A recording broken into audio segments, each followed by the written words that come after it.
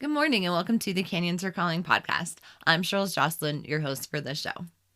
So today we have with us the team from Gear Perspective. We have Ursula, Adolfo, Paul, and Hale. And it's quite a long interview. We talk about Gear Perspective. We talk about the amazing eco-friendly fabrics and how it is made. Kind of nerd out on the text of that for a little while. We talk safety. We talk first descent canyons.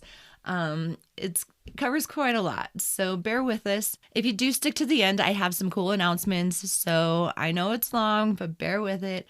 Stick to the end and find out what's happening tonight on May 4th. Enjoy the show. All right. So today we are here with Gear Perspective.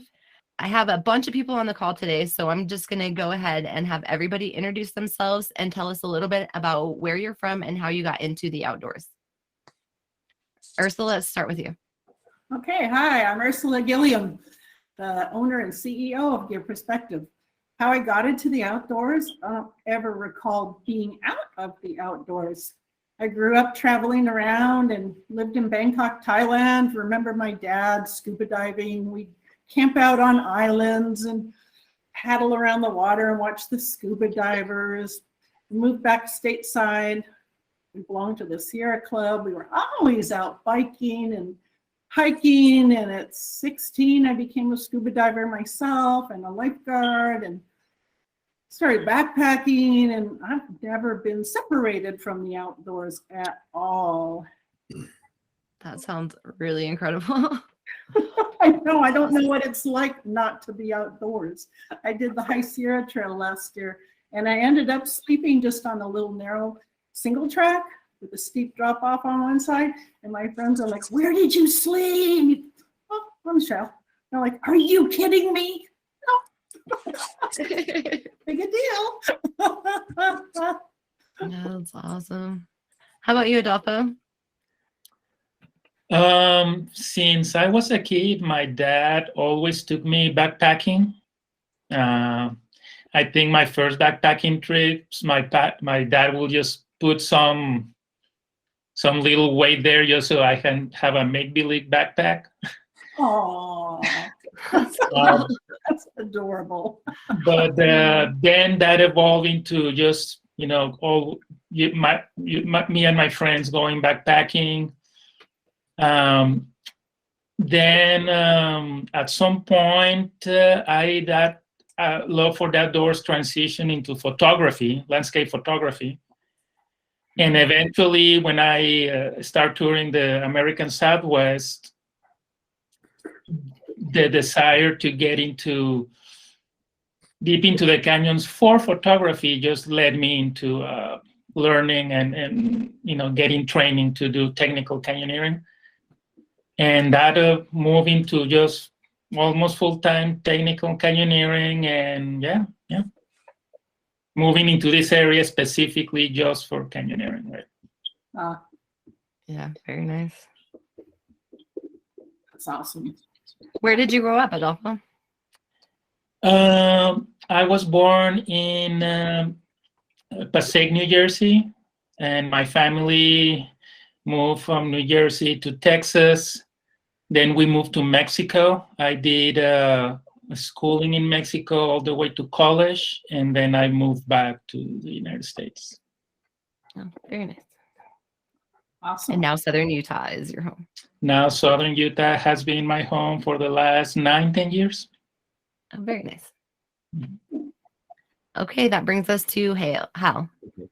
Hi, I'm Hale Wolkoff, and I'm the current head of Challenge Outdoor, which is part of Challenge Sailcloth. And the sailcloth side is because I was a sailmaker for many years, and I grew up on near the shores of Lake Champlain in a little town called Plattsburgh, New York, about 20 miles south of the Canadian border. And in the summer, we would sail and hike in the Adirondacks. And in the winter, we would ski and go out on the ice and things like that. And so, and sailing took me to many places. I lived mostly in New England, and I raced sailboats all around the world. And I was a sailmaker for a company called North Sails, which was the biggest sailmaker, I think it still is in the world. And then I had many other careers, such as boat building and mast building, and I worked for New England Ropes And then in the middle of that, a good friend that I raced with was the president of Dimension Polyant Sailcloth, and he asked me to come over. And so I spent about a dozen years there, and I was the head of the windsurf division. So I developed windsurf material for brands all around the world. And I did technical fabrics from musical drum heads to airship like blimp fabric. And then I also was head of the outdoor division and developed most of the EcoPac materials for Dimension Polyant. And then a couple years ago, my friend that had hired me, he retired. Then I decided it was time to take a little time off. Partly I realized I'd been commuting 120 miles total each day, and I realized it wasn't so good for the environment, even though I had a Prius. And but I spent many hours in the car, and my wife had some work that summer, and she said I could take time off. So I went hiking and paddling and sailing and thought about things to do. And I thought it'd be neat to do pack fabric again, but this time recycled. And I actually originally started that with North Sails, the company that I had grown up sailing with. And then with COVID, that they shut down most of the company, as happened to a lot of others. And they said, you can take we did a lot of research into recycled materials. A lot of it was for the sailcloth division, and as well as backpack. And they said I could take it anywhere. And I had friends at Challenge Sailcloth, which is based near Hartford, Connecticut. And they were very interested in doing environmentally friendly materials. And so I joined them a couple of years ago now and developed the line of EcoPac. So we do EcoPac, which is full recycled polyester. We do a line called RBC, which is really just stands for recycled bag cloth, which is a urethane coated, like most people use urethane coated nylon now, but this is recycled polyester. And then we have the Ultra line, which is like similar as a non-branded Dyneema, basically for high-end packs. And we also do a lot of that for the kite surfing business. So I really do a lot of product development for Challenge. Back part of joining Challenge, they said I could live anywhere. So I moved back to Vermont, near where I grew up. And I spend most of the week there. And I usually come to Challenge about 2 weeks to do R&D with the guys. And then I go back, and depending on the season, I can ski or bike or paddle or whatever is happening outside. And it's not too crowded still. Most of the neighbors are still cows at the next door dairy farm. So it's a very quiet place. That's really awesome. That's I really like the eco-friendly pack part of it. Isn't that amazing? Mm, So excited about that. yeah. Yeah, I'm a tree hugger and an eco-friendly, like people that know me are just like, you're a little overboard, but trying to save the planet. It's probably, we each have to do our own thing. We're not going to save it all. And just like, we still drive cars and do other things. But I think to be conscious of what we're doing every day and if each of us can do a little better each day, I think that does matter. And certainly the places I grew up, like on the lake, there's so much less both air pollution and water pollution than 20 or 30 years ago, just because people have worked really hard at controlling what goes into the waterways and what goes into the air. So I think it does make a difference. That's really exciting to hear. Oh, wait till you hear the details later on of how many water bottles go into a yard of this stuff. It's so awesome. Right. I can't wait. All right, but we have one more guy here. We have Paul. Paul, tell us a little bit about yourself. Well, I wasn't into adventure outdoor stuff as a kid at all. Although I lived sort of in the country, and we ran in vineyards and through dirt clods. And my dad was a photographer, and we would go up in the mountains every week, take pictures at summer camps and things like that. And then we'd car camp a little bit. I had friends who were in hiking club in high school. I never did join that for some reason. And then our senior year, my friend brought home a book from the library about caving. And we just got so excited about that. And we decided to take up caving. And of course, we knew nothing about it, except what we could read in this book. And a girl that worked for my parents, she said, well, I know where there's a cave around here. And so we said, okay, I tried to get the instructions as best I could. And off we went looking for that cave. And of course, we couldn't find anything. And we'd go back and we would ask her more questions, and she would tell us. And off we'd go again and hunt and search through the hills looking for this cave. And and we couldn't find anything. We'd go back, and that third time we actually found the cave, and we were so excited. Things like, like maybe it was like 200 feet long. Maybe it was a stream channel that the boulders had fallen in on, and I just thought we were going to end up in China or something. It was so exciting.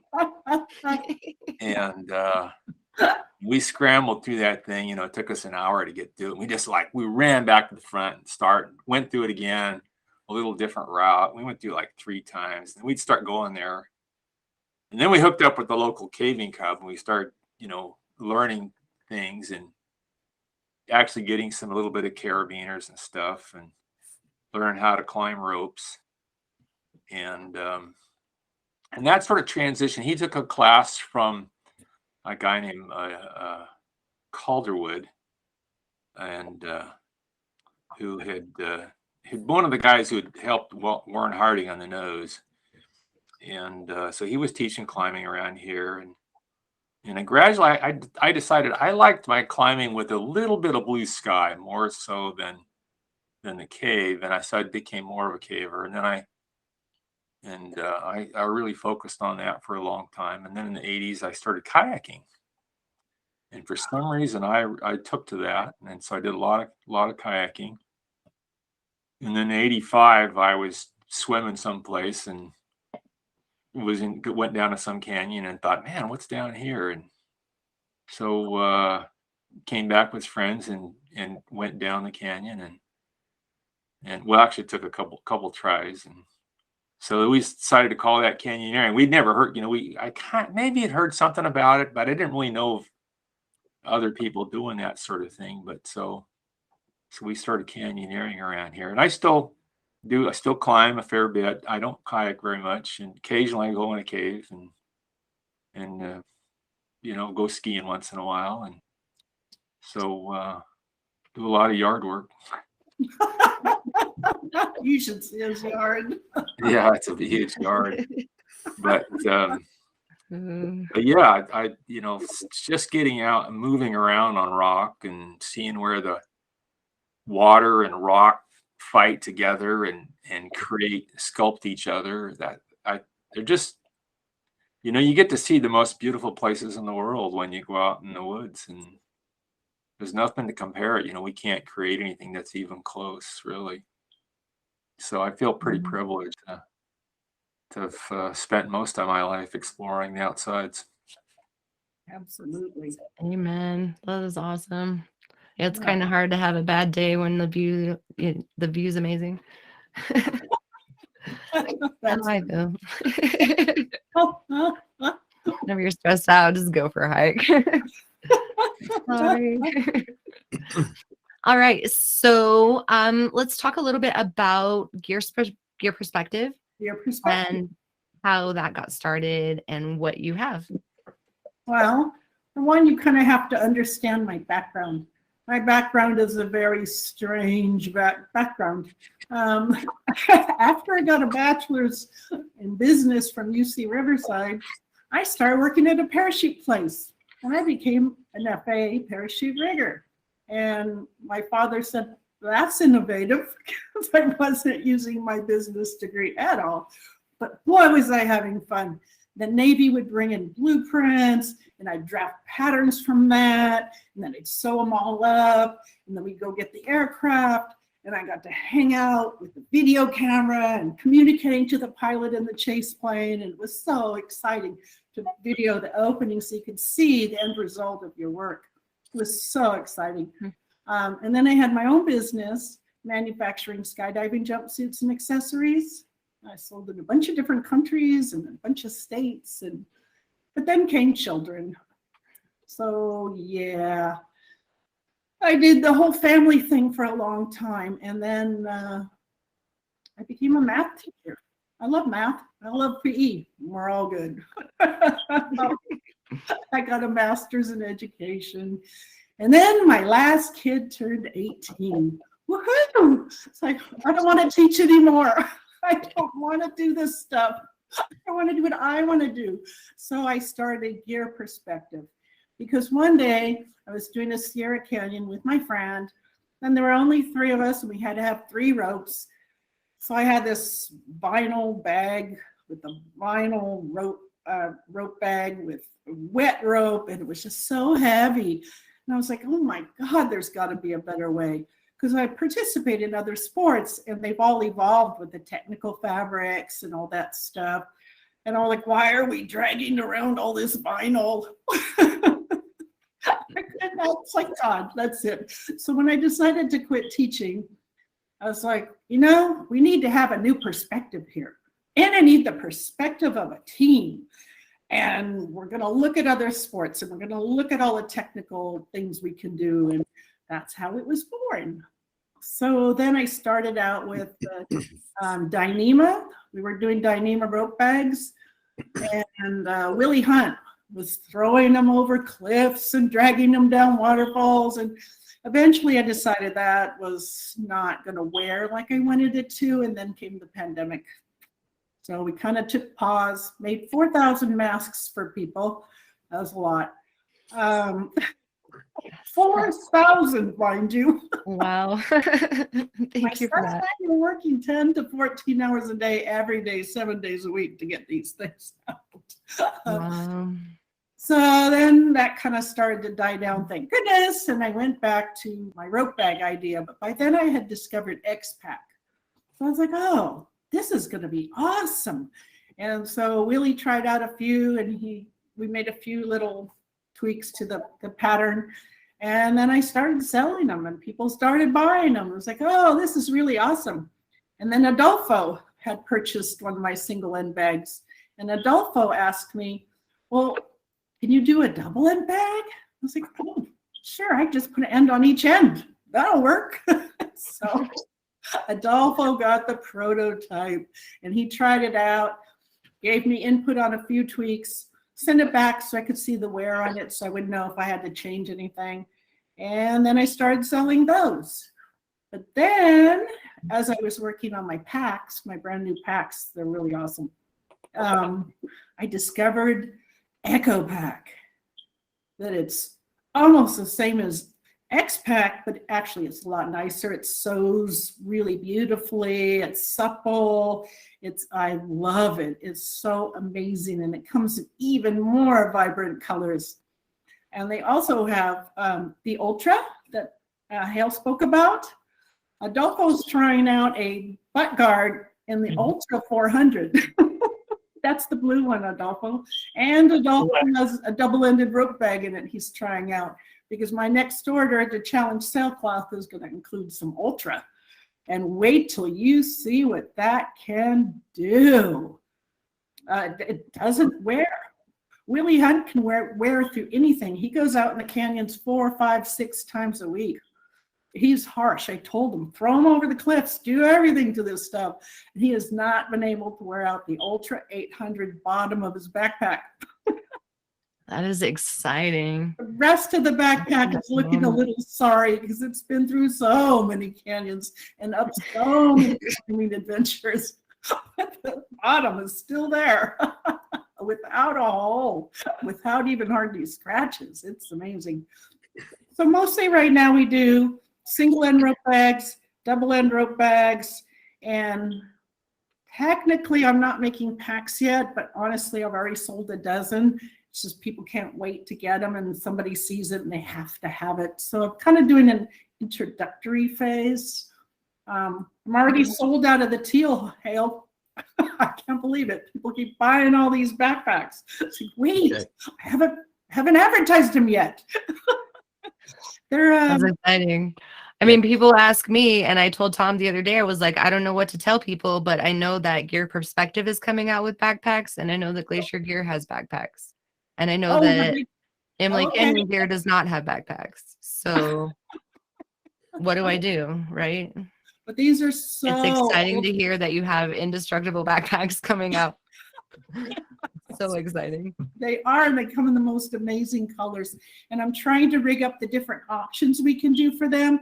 So, if you're someone who doesn't canyoneer very much, and you just want to have a nice ultralight backpack, well, then you can purchase that. If you know you're abusive and you want something a little more durable, you can have an Ultra bottom. It costs a little bit more money, but in the end, Because Totally worth it. part of our philosophy is to make a really, really good product, so it doesn't end up in the landfill, you know? Right. So you could buy 10 from Kmart and they'll all go to the landfill. Or you could buy something really nice that's durable and well made, and plus it's eco-friendly. Right. Keep your I'll let- water bottles out of the ocean. So we do the butt protectors, which Tom named, by the way, Asgard. And Adolfo named the one that's for chimneys and stuff with side protection, Sky Guard, because you're going up into the sky. Okay, so that's the difference, is the Asgard just covers the butt and the Skyguard covers more of the side? Yeah. Yes. Okay. So it's, again, geared towards what you want to do and what you need. Pretty soon we'll know how the Ultra 400 is working out in the butt guard, and we'll call it the Sky Guard Ultra. Okay, that's But exciting. until Adolfo's abused it enough, we won't know how well it lasts. So we also make accessories like the phone holders that go on your chest. That's also made out of EcoPac or Expac. We make all sorts of stuff bags and drug bags and all that stuff. A lot of it's not on the website yet because, yeah, I'm working on it. So are your phone protectors, because they're made out of the X-Pack, are they waterproof or no? Everything's just water resistant. Resistant. Okay. Yeah, if you fall down in a puddle, you'll be fine. If it rains on you for a little while, you'll be fine. If it downpours on you and all your other gear is starting to soak through, well, yeah, I'm sorry. The holes that you stitched will eventually start leaking as well.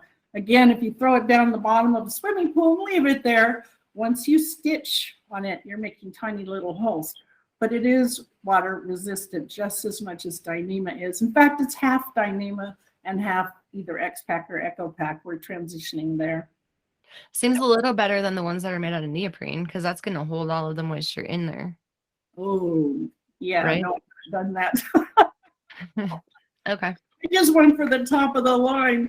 I have my That's own, exciting. all my own accessories, and they're made because I am a demanding person that I want quality. So I make them for me, and then I go, oh, hey, I could sell these. Right. That's really cool. Yeah. In fact, I used to base jump when I was, back then. And all my base jumps, actually, I made 42 of them. They were all made on my own equipment that I had made all by myself, including the harness, the pack, and everything. And I remember my first jump standing up on top of that antenna, holding on my pilot chute, going, man, this better work. Wow. That's incredible. Yeah. So, yeah, Okay. That's that's exciting. So we should talk about the material, Hale. yeah, for sure. Hale, tell us a lot about the eco-friendly fabrics that you are creating. And what's Okay. the difference between EcoPac and Expac too? Yeah. So, well, the X-Pac is just, that's the brand name for the Dimension polyene fabric. And I had been involved with that for many years and designed most of those products. And that's essentially, and the laminated fabrics are, whether it's X-Pac or EcoPac or even the DCF, they're a combination of layers. And so there's the outside layer, usually known as the face fabric. And that's, in the case of X-Pac, it's generally woven nylon, and they get that from Asia in most cases. It's imported, and then they have the X yarn, which is just a black polyester yarn they get from China, and then there's a layer of film in there, which comes from DuPont or Teijin, one of those companies. A very thin layer of film, which is waterproof layer, and there's a backing fabric, which is a 50 denier, a lightweight woven polyester. So that's the basic X-Pac. The Dyneema DCF actually has, and I had worked with them on those products. Most of their hybrid products actually have the 50 denier woven polyester from Dimension is on the outside instead of the inside. And that's not super abrasion resistant. And then they have a little heavier weight, which is 150 denier polyester. That's like their 5-ounce fabric. The one with 50 denier is like around 3 ounce, I think.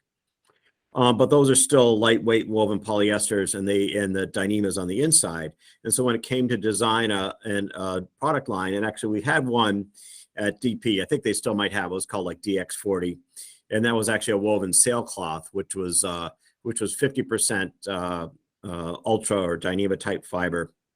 It was in the warp sails, which goes down the length of the material, but all the fill really was polyester.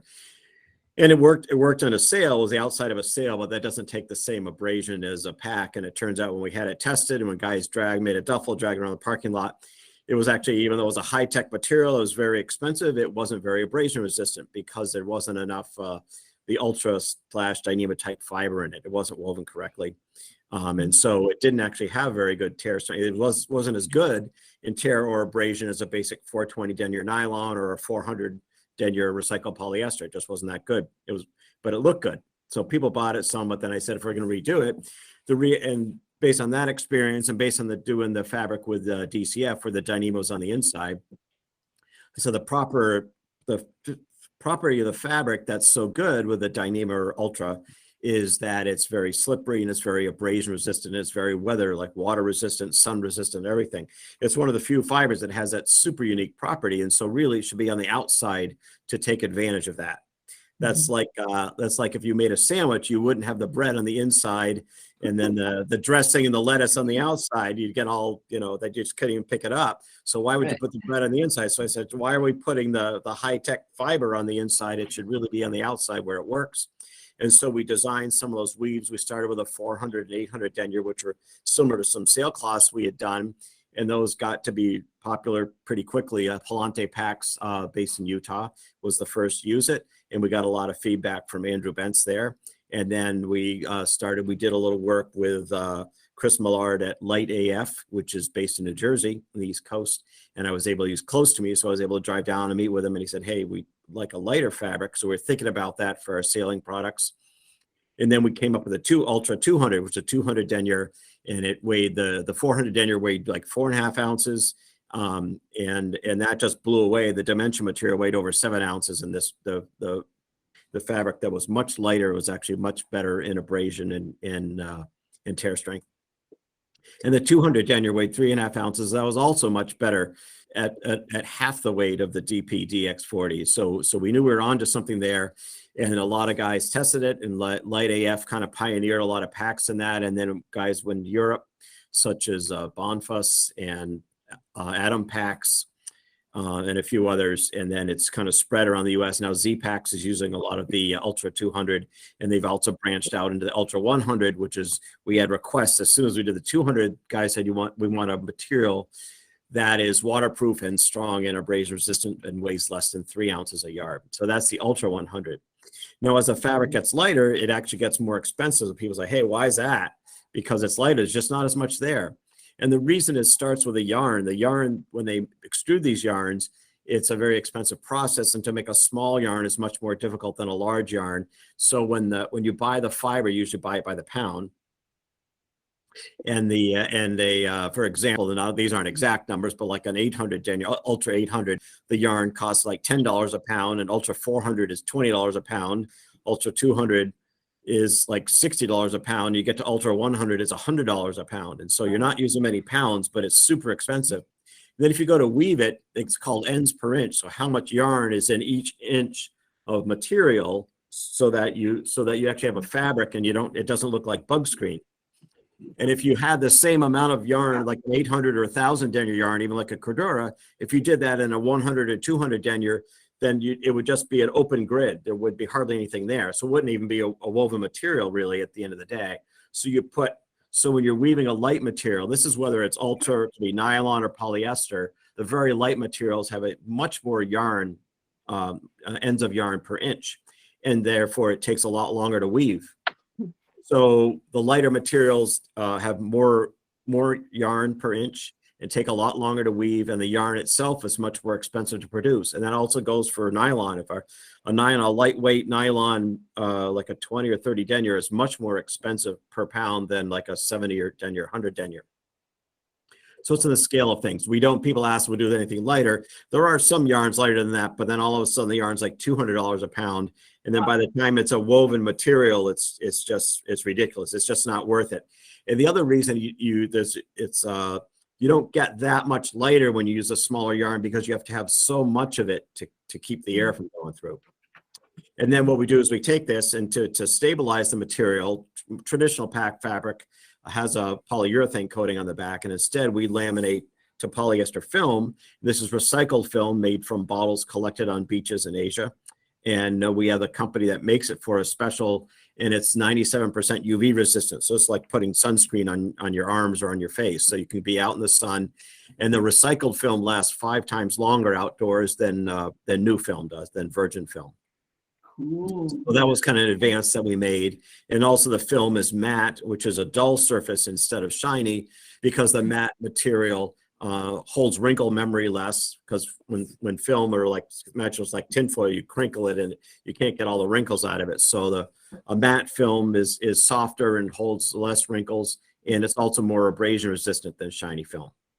So we learned this through trials in sailcloth over many years. So it's a unique material overall, and so the Ultra has the waterproof backing on it that it's laminated to. And then the other thing that we do is our adhesive system is proprietary, but it doesn't use solvents, so there's no chemicals in it. This is like not using turpentine-based paints, which are actually becoming illegal in a lot of the United States because of the fumes. The solvents are bad for the air, they're bad for the water, they're bad for people that are dealing with it. And this is when I had laminated material for years at Dimension and actually North Sails also, the two primary, besides Challenge, the other two basically sailcloth laminators. And I've spent a lot of time with those machines, and you basically can't breathe. The stuff is super toxic. And even though they burn off the fumes later afterwards, it's really bad for the environment. And you also use a lot of energy in burning off the fumes. And then to cure the material with solvent base, they have what's called a hot room. It's heated to 120 degrees year round. The material cures in there for 3 days. Wow. So if you take it as a whole, that's a huge energy sink into making a couple yards of material, or a few thousand yards. And so instead of that, we start with, and DP does, and maybe some other guys do, they have a partially recycled material now, but it's not fully recycled. And it still uses all the solvents. And then what they do, which is a forward step, is they buy carbon offsets. This is like you take the jet plane, you fly across the country, and you say, oh, the plane, you burn such and such carbon, and the airline pays back and says, okay, we planted a tree in Brazil for you. So this is what DP basically does. So we looked at that and we said, that's nice, but we should go with a forward step, and so that all the components are recycled instead of just partially. And actually at DP, most of their fabric still is just virgin nylon and polyester. They only have a little bit of recycled materials. And instead of saying we're going to buy carbon offsets, we're not going to pollute. So our factory is powered by hydroelectric power. So that's renewable energy. And there's no drying ovens, there's no hot rooms, we have no water waste that goes anywhere in the environment. We have no air waste and no fumes, no solvents that are going to the air.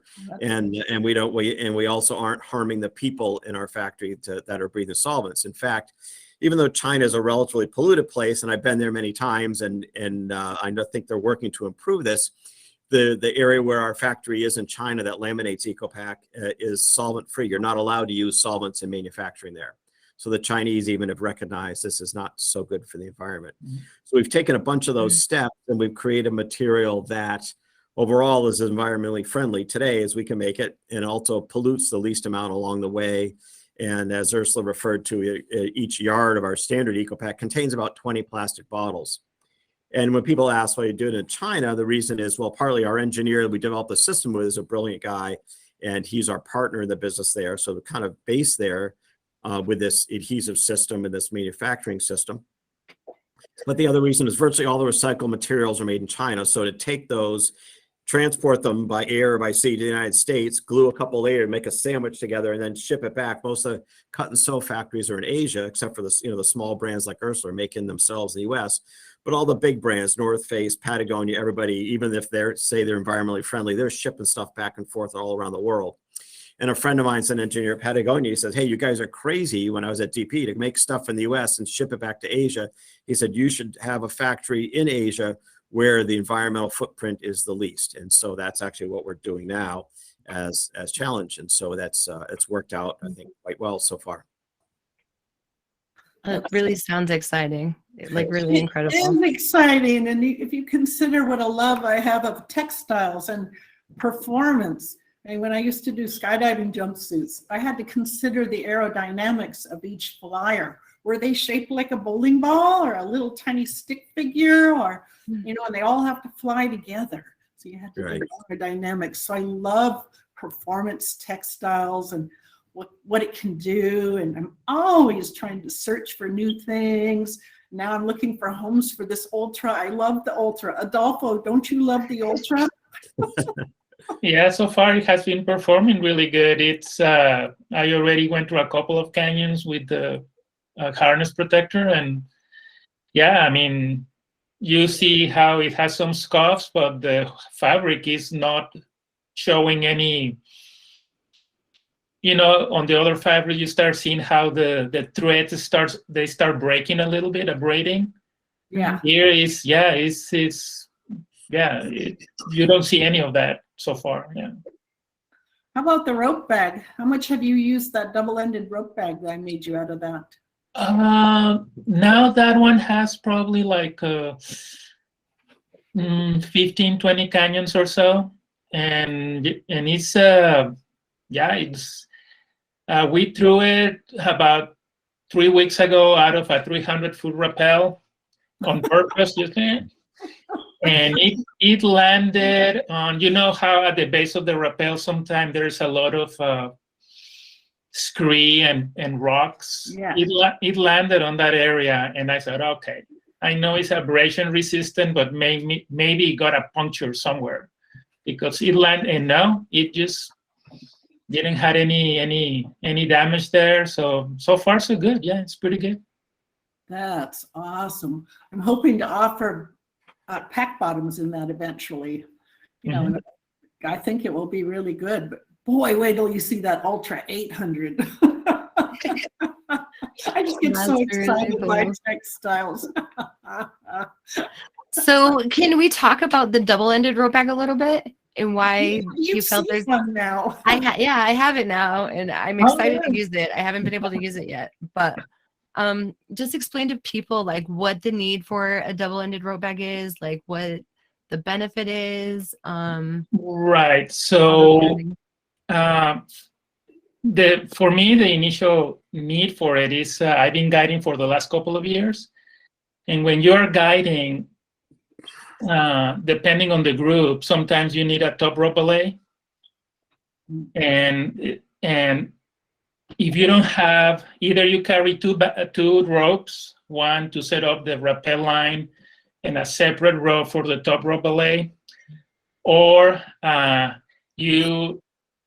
see a lot of guys just having this big coil of rope. They dump it in the sand or somewhere, and they use one end to throw it down, and they use the other end to do the top rope belay. Well, see, if you see that, instead of having that whole rope dump on the ground, you grab the stuff rope on the double end bag. You get to the rappel station, you hang the bag, you open one end, and you set up your rappel line, and you rig it, secure it, and you open the other end of the bag, and you get the other end to do the top rope belay. So it's super clean. Once you are done, you have the option on just rappelling on the two lines, double, or just recover your top rope belay, stuff it, and rappel down. If you are not guiding, we have used that a lot of, like on first descents, to throw one end, and we don't know if the end is reaching, and we get the other end, and we hang some person out of the second end of the line to just make sure what's going on, to either communicate with the person down or get a better view. For rescue, if you are again leading or guiding, if someone gets stuck, you can just get the other end of the rope and do a pick off and use the other end for quick rescues, instead of having to dump the whole bag or get a second bag, something like that. So yeah, so far it has been working great. And in other countries or in other Yeah, they use double-ended bags. They have been around for a while, but here I don't think we have had any domestic offerings with a double-end bag until this one. Yeah. So, quick question. So you have in the bag, I assume you have two different types of rope, and then you have a divider between them, or is it No. the same rope? It's the same rope. Okay. You're just using the two ends of the rope, right? Yeah. Okay. So it This is is like a is big it- tube and both ends are Yeah. open, and then Oh, they okay. both ends can close. So you can Yep. enclose it, stuff your rope in, and then open whatever end you want to. And I This like is- that Ursula has them different colors. So That's you like, Adolfo's idea. yeah, so you have like a certain color on one end and a certain color on the other Okay. end. So you can either switch off. I liked Ursula's idea of switching, like using one end one time and then the other end the other time. So you're Right. equally using your rope, or Having if to you're dump it always out in toppling the- from the blue end and repelling from the yellow end or whatever. Yeah. Right. To me, it makes a lot of sense. And it has been discussed with me, with other people for, I think the first time somebody asked me to ask Tom about it was like 7 years ago.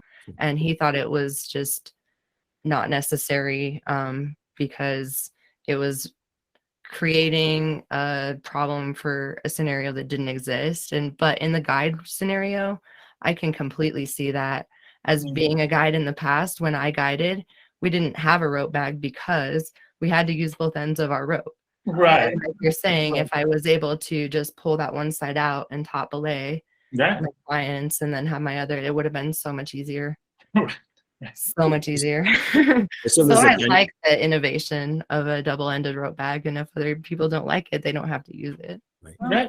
the first one that Adolfo got did have the same collar on both ends. And so then when he mentioned they needed to be different, I thought, okay, we'll have a hot end and a cold end. So even if you lost communication of which end to rappel on, when you look at the red one, you go, well, maybe not that end. Right. Yeah, I really like that idea. We're So not the rope- having red in this color. There's no red in EcoPac. Yeah. But We're you still making- have like we're a actually bright making red color now. and a different color. Like it's Our next color is EPX 200 to be Revel Red. Yay! Because, we had a bunch of requests, so it's in process. Okay. No, you said it wasn't popular, and I'm like, what? Well, it wasn't, and then all of a sudden we got up to 21 colors, and we said, oh, that should be enough. And then all of a sudden, 3 people in 1 week asked me for bright red. So it's Well, you It's want to hear called, something funny? In the X-Pac, I had teal. No one ever ordered a teal backpack or a teal rope bag. Well, a few, but hardly ever. So, it took me forever to use up all that teal X-Pac. Yeah. And so I only bought, I guess, 5 yards from you. And yeah, I'm out. yeah. Oh, so Everybody now it's wants a popular, teal yeah. backpack, a tropical teal. I love teal. It's one of my favorite colors. It's pretty color. So my next order will have a whole bunch of teal and blue and red and some ultra.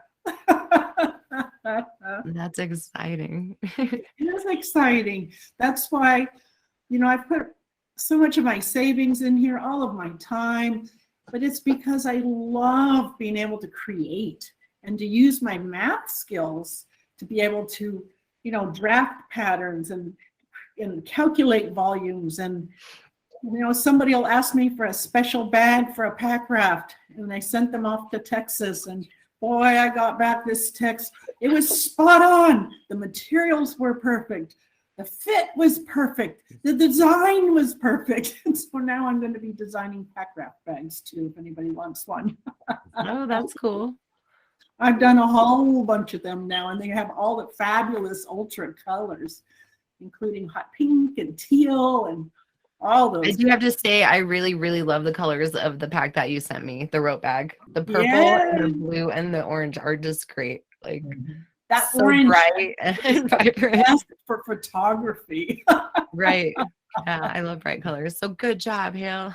Good job Yeah, picking yeah. colors. Johan sent me a picture of this beautiful waterfall in Puerto Rico. And then there's a little orange speck at the bottom. I go, hey, there's my bag. That's great. Yeah, the Costa Rica, Johan. Yeah. Yeah. You Those guys- canyons are incredible. If you I ever get a know. chance, go to Costa Rica. I want to, but I want to go a lot of places. Right? So much, so When many it's safe to places, travel. so little money. Right. And time. I know. So Paul, why don't you tell us about some of your first descents I love hearing about? So excited. Oh, well, You did jump, didn't you? Were you the one that did jump? yeah. Yep. And Stevenson and some of the others in this area. And that's just because nobody was doing stuff around here, and I was kayaking and climbing and saw these things and said, I had friends who were capable of doing something. And unfortunately back then we didn't have any decent gear. What do you take? We would take packs and stuff we didn't mind destroying, and they were all heavy. So now it's just wonderful being able to use these super lightweight equipment, and it's all just works so well. Yeah. And like the double-ended rope packs, being able to use one end or the other just conveniently and be able to keep it out of the sand. It's wonderful. Yeah, jump trip.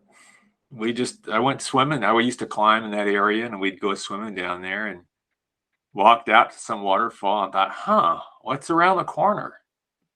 And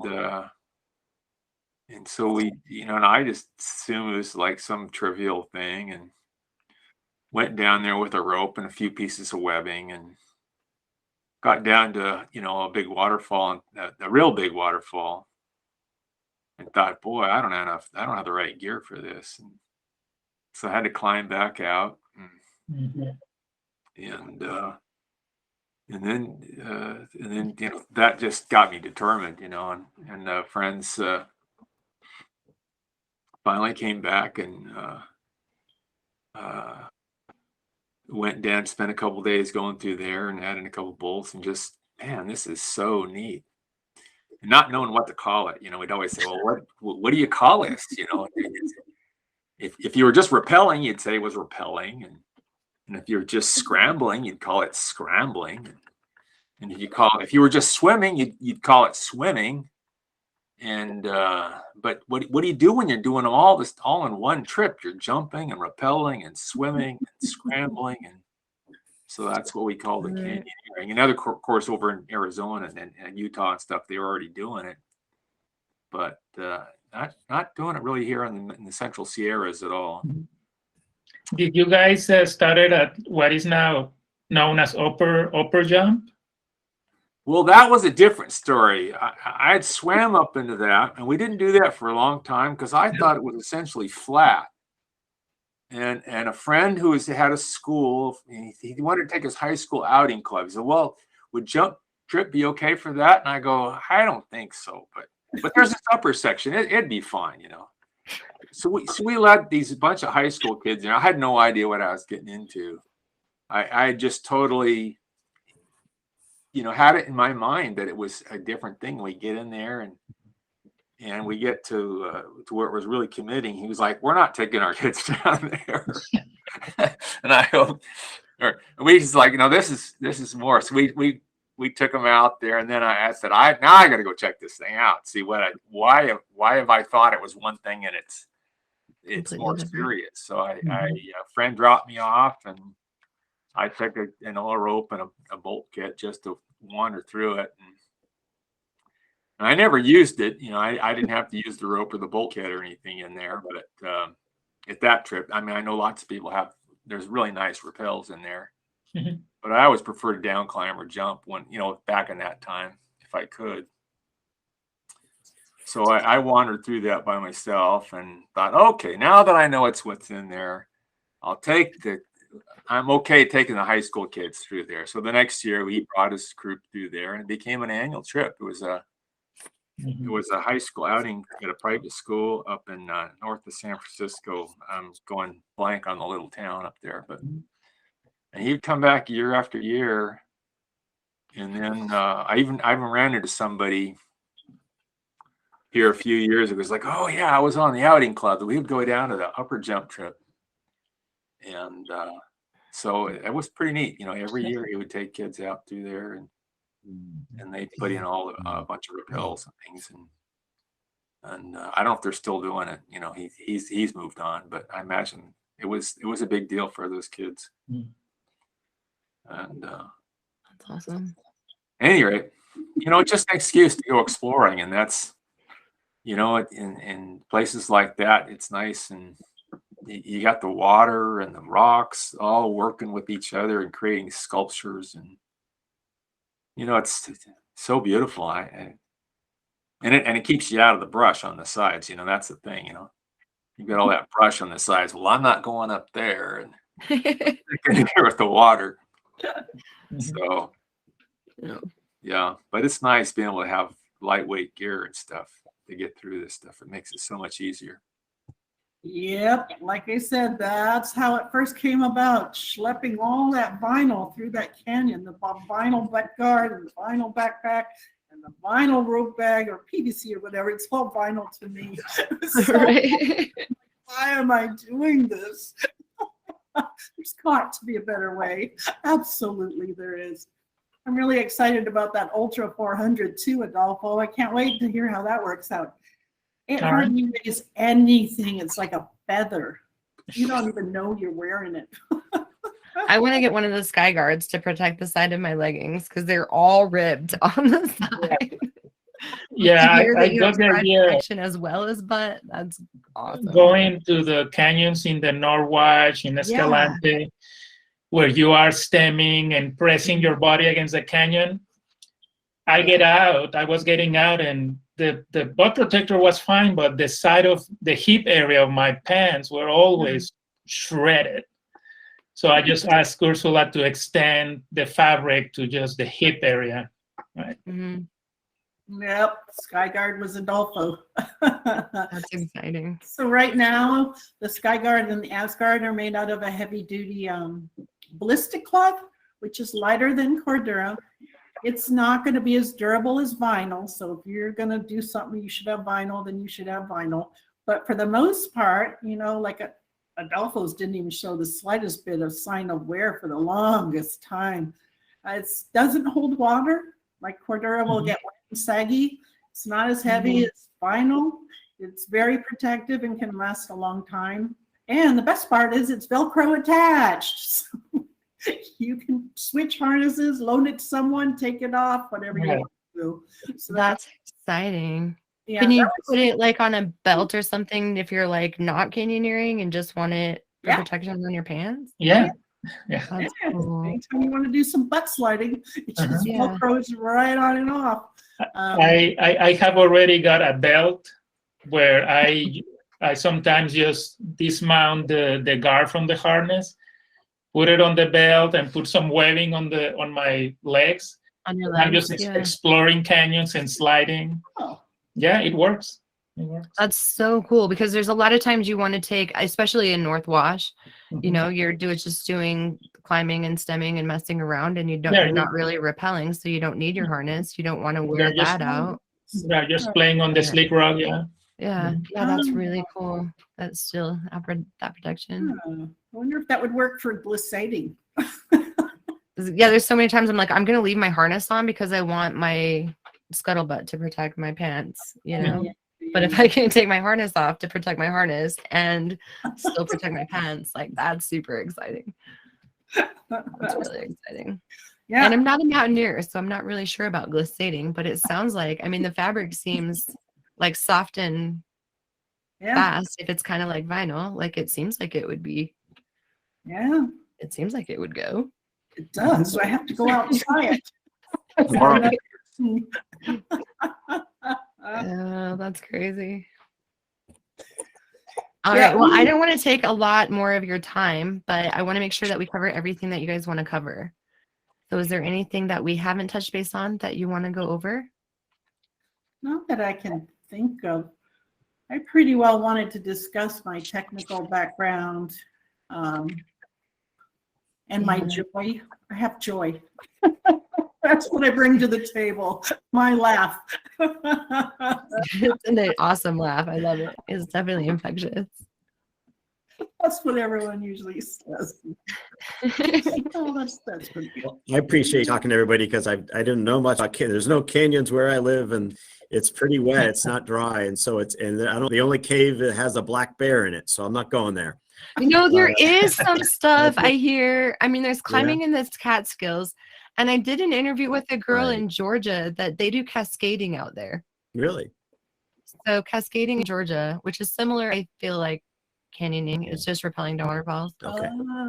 Yeah. So there's, I mean, smaller stuff out there. So I but learned a lot about it, and I know something I might have to try next time I go to Utah. So that's when you come out, Yeah. come out west, check us out. that'd be great. Yeah. Look us up. Adolfo and I will take you out somewhere in our backyard, and it'll be great. So Hale, any idea when that red is going to be ready? It's probably gonna be a couple months because they're just weaving it now. They're gonna weave it and then dye it and then send it over to get laminated. So it's gonna be a little bit. Okay. There's red, and the way we get the colors, by the way, is just people's ideas like yours. I can't think of everything myself. So when I meet with a bunch of different pack guys, from bike bag guys to obviously canyoneering to hiking to ultralight, and everybody has a different idea of what they like, and both in textures and weaves, but also the colors. And so we'll usually, if it seems reasonable, we'll try most anything, and then and give it a shot. We'll put it in stock and see how it goes. And so we hiking, I noticed they like a lot of the muted colors, like the right, greens, more earth tones. We do a lot of so I noticed you did have a lot of those. I'm like, ooh, canyoneers don't want those. the bright colors are used in the traditional hiking. Bright colors are used as accents, and it's not the whole pack, but it's just splashes of colors. What guys do, and then order stuff like that hot pink. I got a pack being made of that hot pink, the whole thing. It's pretty bright, yeah. Pink flamingo. Yeah. I was going to call it hot pink or something boring, and I had the color at home. My wife said, "Oh, that looks like a pink flamingo." So I got the name, and Green Mountain got the name, the deep green, just because I looked outside and there's the Green Mountains of Vermont, so that was pretty easy. Oh, there you go. Nice. Yeah, well, I'm lucky where I live. I look to the west, and there's the Adirondacks, and then we're like 2 miles from New York border, and then I look east, and then there's the Green Mountains. So we have a choice. We go hiking in both. That's awesome. Oh, that's cool. So can people just buy like yards of your fabric, or does it have to be like commercially? It's commercial, so we basically sell wholesale. So for people like Ursula, it's a 50-yard minimum and up to five colors, 10 yards per color, and that seems to work for most of the small to middle-sized pack makers. And if people just want a few yards, they're just making stuff for themselves or friends. We have actually 3 distributors now in the U.S. There's Rocky Woods in Colorado, Ripstop by the Roll in North Carolina, and then Quest Outfitters in Florida, and so they all carry different assortments depending on their customer base. Rocky Woods is more does a lot of the RBC and it really has a full line. And Ripstop has a few of the EcoPac, but they specialize in the ultra because they do a lot of the Dyneema ultra type fabrics. And then Quest Outfitters just does the basic EcoPac. That's more their style. So we just try to help them all. It's interesting because in the beginning, where I just wanted to order a few yards of this and that to try it out before I made a commitment, these manufacturers only had like 2 colors. Yeah. Well, I think Rocky Woods has, at least they used to have almost all the colors. So Well, they do now, because then a few weeks after that, I looked again and went, whoa, it took off. Okay, yeah. Well, maybe you were the one. Several people asked me, they said, "Hey, tell Rocky Woods they need more colors." And so I checked in with the guys, and then I think they're stocking more now. Yep. Cool. I don't know how many people we have. They're just gonna like order a couple yards and make their own stuff, but I thought I would ask. Yeah, that's great. That's the one neat thing about all the packs and bike bags. You can do your own stuff. If it comes to like sailing, it's unheard of that anybody can make a sailboat sail at home. There's no space. You need special machinery. There's all kinds of stuff involved. I mean, I made probably 20,000 sails in my lifetime, but it was in a sail off of it. Everything is totally geared to it. So people are really lucky that they can make their own bags pretty easily. If they have an idea and a little bit of skill, they can do it. And I think that's great for the outdoor industry. Yeah. I have a question. Do you know very many women-owned companies that make packs or outdoor gear? I know a few. I mean, one of the top ones actually is called is Swift out of Seattle. Is bicycle bags. It's women owned and operated, and it's probably almost all women work there, and they're either top or close to the top in the United States right now. Awesome. For I just like that. haven't come across any on all the videos I watch and Yeah. all the contacts I make. And Well, they I don't know that they publicize it necessarily. It's called Swift Industries, and but they're very big into called bike packing now, basically. And it was actually started around 2010 by Eric Parsons of Revelate Designs. He's based in Alaska. He's a friend of mine, and he was the first kind of bike packer and designed it. And pretty much everybody copied his designs. He's a very clever engineer, and he has an excellent brand, really high quality, and worldwide people have taken the initiative from him after him, and so it's mostly frame bags, seat bags, handlebar bags, things like that. cool. I just don't see a lot of women. It depends, I guess. Yeah, I haven't looked in the bike pack things. I've just looked in backpacking. Backpack, yeah. Yeah, Palante and Yeah, Palante's man, and the Quest Outfitters is a woman. I think their sisters own the company, and that's a women owned and operated. So they're in the outdoor industry. I can purchase from Quest. Awesome. Well, It's pretty nice working with Ursula. She's very collaborative and has a lot of great ideas and a lot of experience, and so it's been a real pleasure. Oh, Paul, I was telling them earlier, you originally just wanted to learn to sew and sew gear, but then you're fixing all my machines, updating them. No, that was just the excuse. I really love what you're doing. I want to help. Oh, you've been amazing.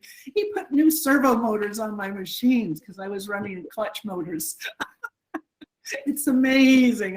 It's just like a couple days ago. I'm like, oh my God, is the machine even on? Because it's silent. And then you press the pedal and it runs. And it's like, does it go, no, no, no, no, no, no. Oh, wow. And I only have to use Tom's machine once in a while, but it is so loud. And when he's doing it, it's like, it vibrates the floor upstairs. I swear to dead God. silence, no It's vibrating, crazy. nothing. You don't even know the machine's on, and you tap the pedal, it goes, same machine, but he put servos. Wow. Whoa, I'm going to be spoiled now. That's exciting. Actually, I first met Paul. Paul, was that when we were kayaking? Yeah, I think Teaching me how to roll in Millerton. Remember that? Yeah. Mm-hmm. It was super cold, and Farley's like, I don't know, her lips are blue. And you're like, well, she wants to keep going. Kept going and going. You wouldn't give up. I remember you kept. I would think, come on, you got to stop. You got to take care of yourself. And you said, nah, I'm fine. And sure enough, that's my recollection. Yeah, and then New Year's, we went to the American River.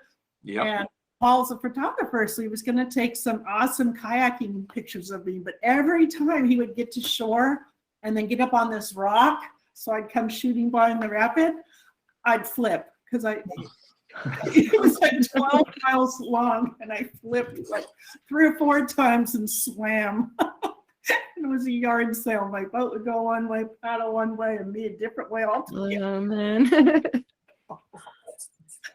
That was the funnest New Year's ever.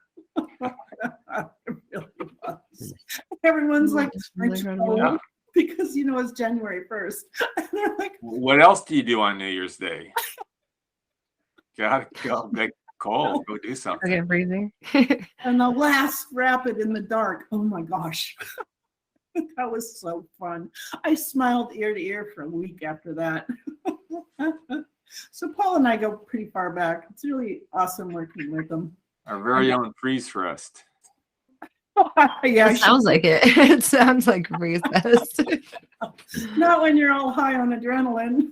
Yeah. Just don't even notice. Yeah, that's crazy.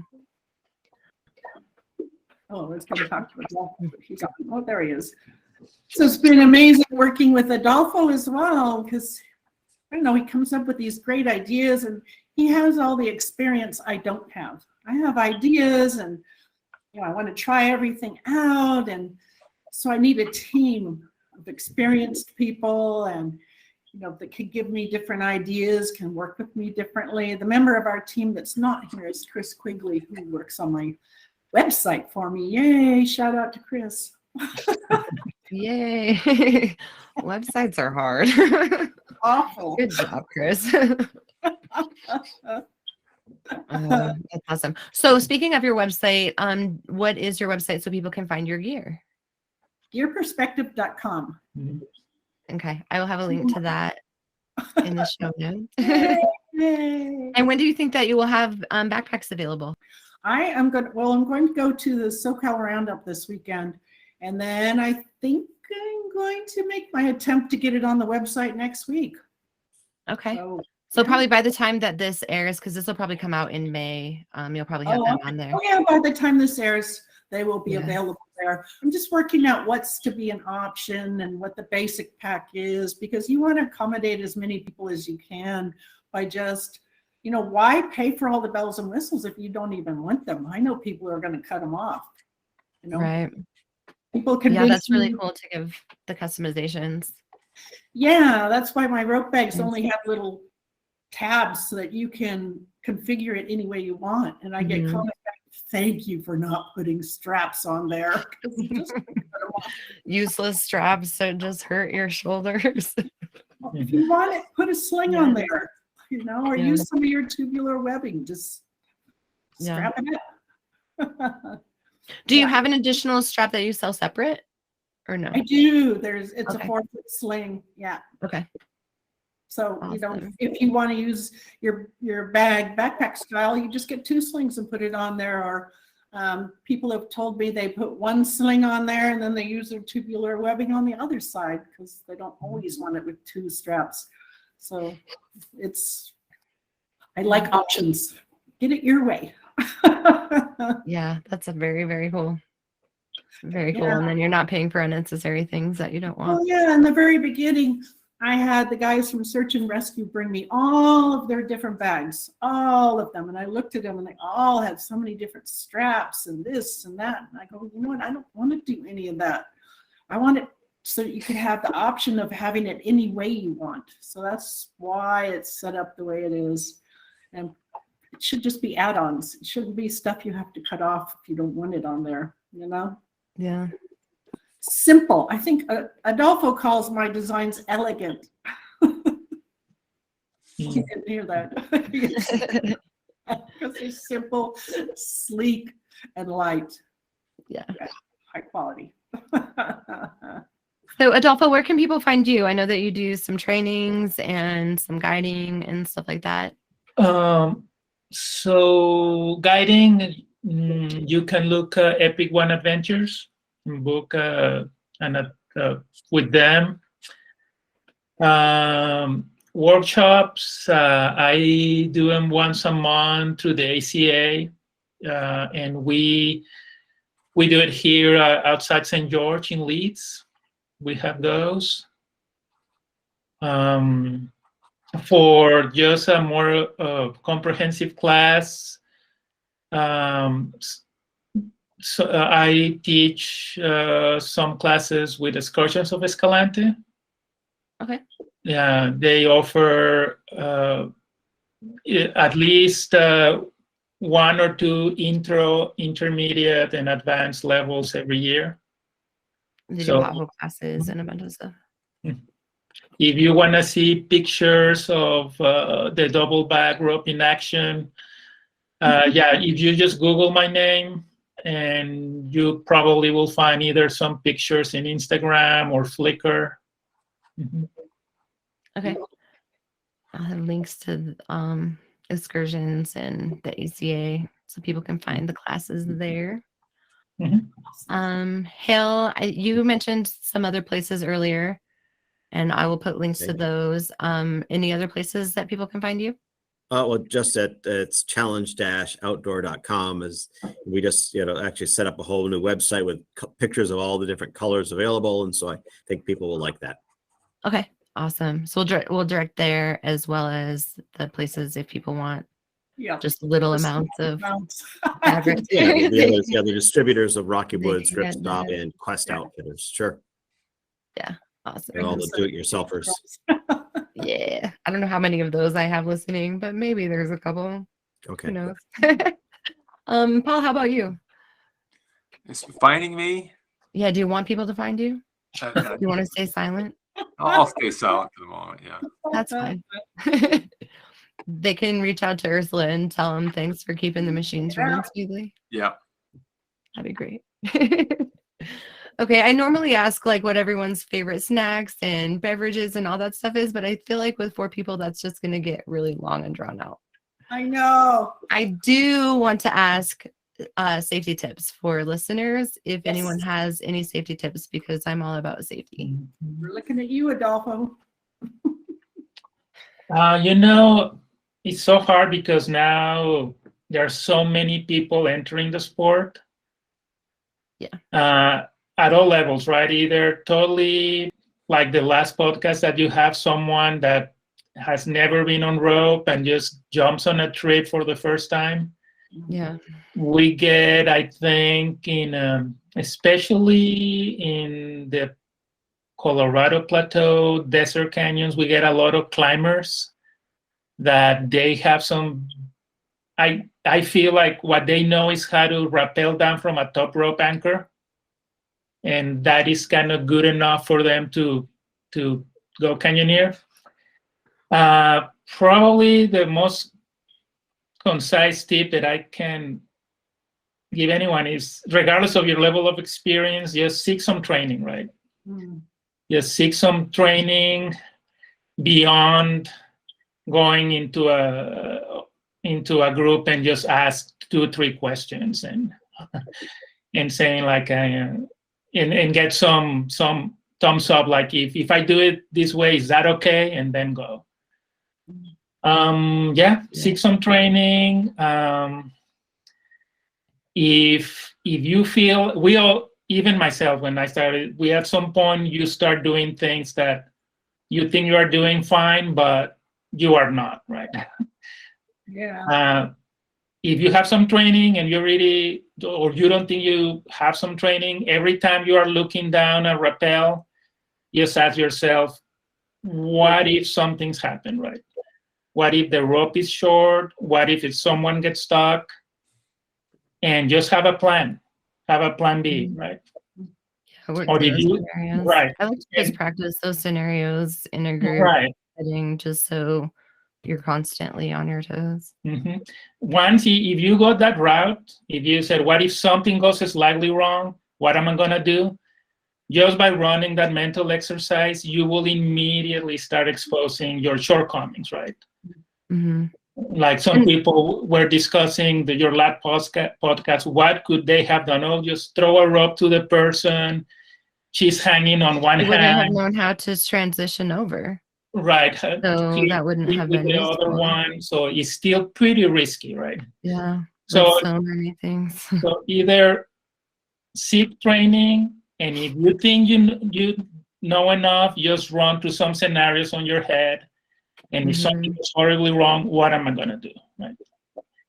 And the thing about classes that other people don't think about is they do give you scenarios like that to work through that might not come up in a canyon with a friend. It might not come up, just in a day trip or whatever. So then you have those skills to be able to work through it when it happens. Once you make it beyond the intermediate classes, you start getting exposed to the protocol for rescue. In whitewater, there is also a protocol in whitewater rafting for rescues. The first thing you do is don't reinvent the wheel on your head with your own made-up rescues. There is a protocol for rescue, and just follow the protocol, and your chances will go way up to get that rescue done with anybody getting hurt. No. I agree. We can never have too much training. Mhm. I want to add something that's interesting. When you're a skydiver, it doesn't matter how many thousands of jumps you do or don't have, you always get a gear check for boarding Yeah. or Yeah. board. They always check your pin, they always check your reserve, they always check your 3 rings, maybe your helmet or whatever. But it's a thing. And it's really not with some of the groups I go out in canyoneering, because I'll always say, oh, safety check, and they'll look at me like, oh. What are you talking about? And then I heard about people canyoneering with no helmets. Oh my goodness. So yeah, maybe I don't get to look shit hot or all that, but I want my safety check. I have had my braid get caught in my descender before. Yeah. And I've been with a group and a guy like hooked up his critter, to his rappel device, and he's getting ready to go down an awkward chalk stone of a rappel. And I was like, why did you hook in that way? Right? Because I Yeah. just saw that he wasn't hooked in through his carabiner or something. It just didn't look right to me. And I was like, why did you do it that way? And he looked and noticed that he wasn't actually hooked in. And had he were rappelled, he could have fallen that 25 feet or whatever the rappel See? was. And he was just like, oh my God, you totally saved me.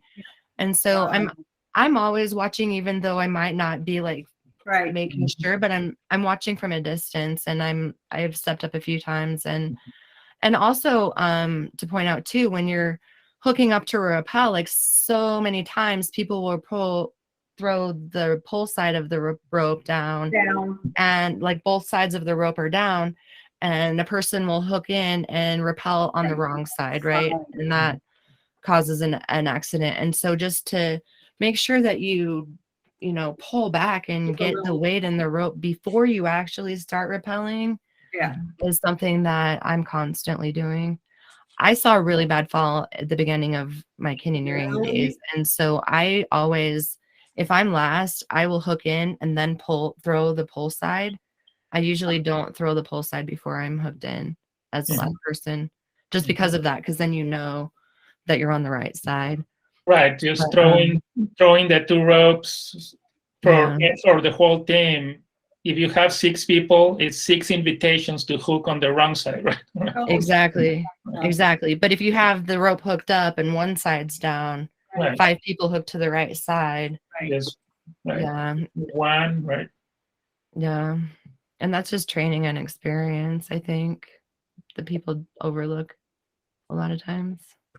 Yeah, or complacency. Complacency. That, to me, in most of the interviews I've done with accidents, complacency has been the number one thing that has happened every time. Exactly. Yeah, maybe 75% of the time it's been complacency. I was like, well, Stephen Baker fell on an ATC, but he just didn't have the experience to lock off and didn't have the right device. So that wasn't really complacent. It was a big disaster. Yeah.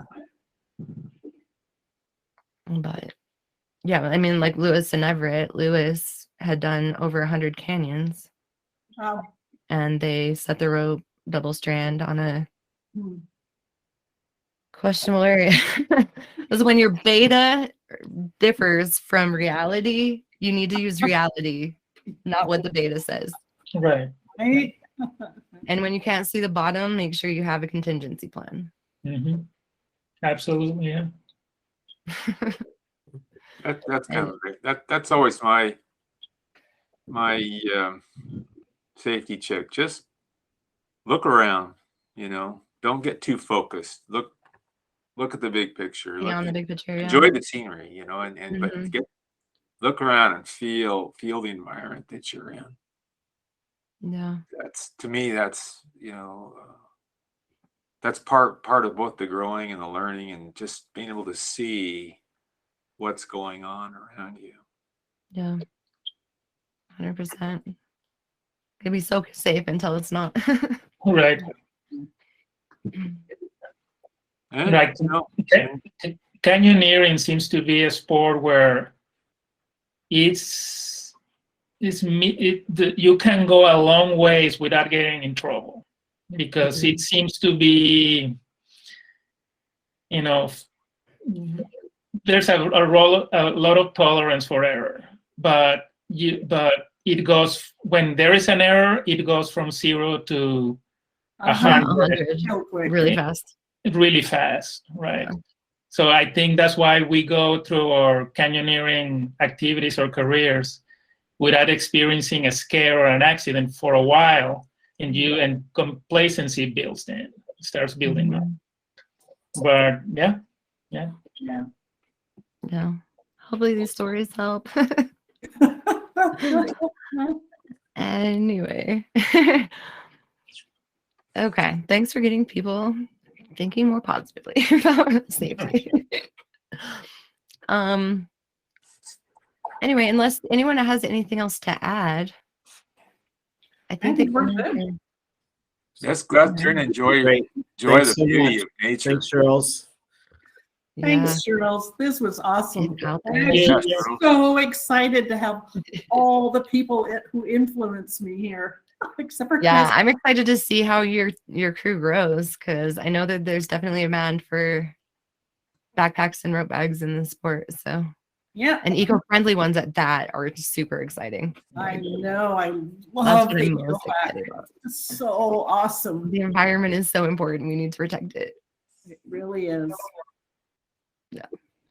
All right. Well, I think the canyons are calling. Thanks, We should everyone. go. Okay, have a good Thank night. you. Bye. Bye. Okay, well, that concludes the interview with the Gear Perspective team. If you would like more information about Gear Perspective, go to gearperspective.com, and there you'll find links for their canyon products. They also have hiking products, accessories, pack rafting bag, and if you're a mountaineer, they have a bag for your snowshoes. As she grows, I'm sure she's going to add a lot of things because she has way more stuff available on her website. So check it out. I will also have links in the show notes for the places that we talked about where you can check out the fabrics that Hal is in charge of. Also, if you have more questions for Ursula or Adolfo and you're listening to this the day it launched on May 4th, we are doing our Patreon Canyon call tonight at 7 p.m. Mountain Standard Time. So if you join us on Patreon, you'll be able to be a part of that call. You can join for as little as $2 a month. I have several different levels there. And that just goes to help support the show for me and my time and the equipment that it uses to produce this show. So if you feel that the show has been valuable and the interviews have been impactful, you can join us on Patreon, and then you can join us on our Canyon call. Each month, I'm going to try to have a different guest speaker or have a different topic that we cover. It's kind of fun just to get to know the people in the community and just share canyon stories. So if you'd like to do that, it's also where I post who I have interviews with, so you can be able to ask them questions. So anyway, a link for that is in the show notes too. It's The Canyons Are Calling on patreon.com. I also will have links to the Facebook and Instagram pages.